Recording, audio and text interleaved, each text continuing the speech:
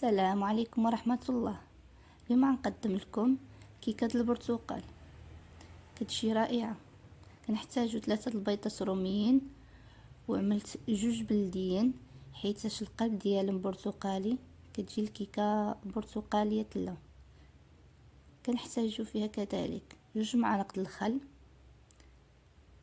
قبيصة د الملح، 4 الكؤوس د العنبة الطحين دقيق، كأس عامر سكر، كأس الزيت، كأس البرتقال، عصير البرتقال، قشور البرتقال، خميرة الحلوى فئات 20 غرام، السكر الفاني.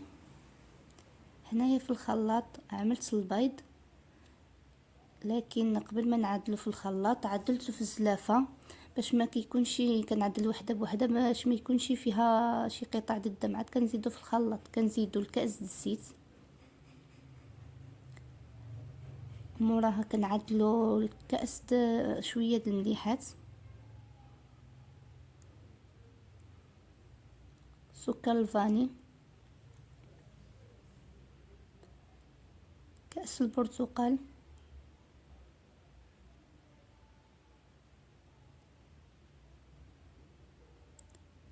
قشور البرتقال.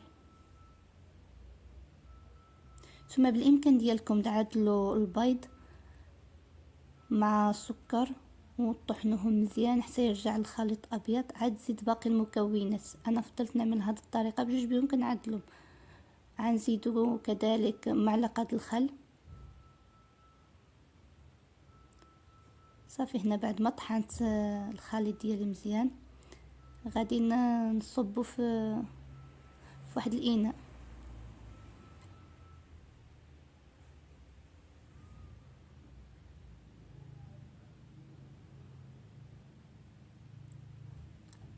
غادي نشبر وغادي نضيف كأس الاول دقيق، نغربلوه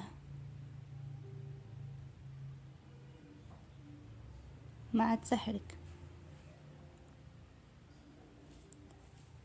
سندخلو الكأس الدقيق الاول عاد مع السائل، عاد بالامكان ديالنا نضيفو الكأس الثاني. انا بغيت نعمل هاد العمليه قدامكم باش تعرفوا الكيسان اللي استعملت في الكيكه.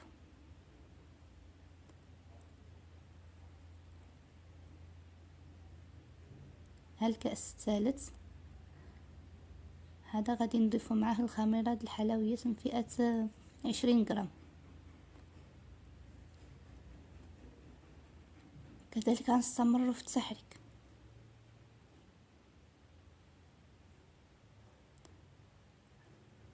ها الكأس الرابع.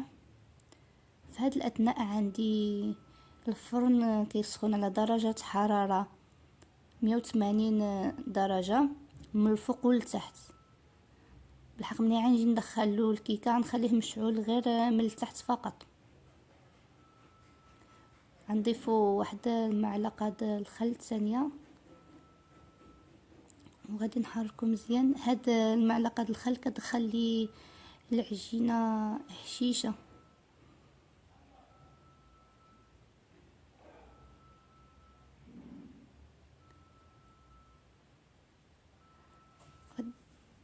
ها العجينه اللي تحصلت عليها كتكون عجينه خفيفه ماشي ثقيله بزاف.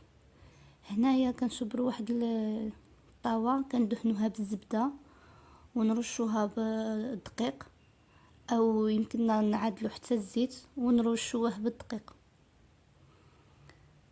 غنشبروا الاناء ديالنا اللي فيه الخليط وغنعليو اليد ديالنا ونصبوا الخليط في الطاوه. صافي على هذا الشكل.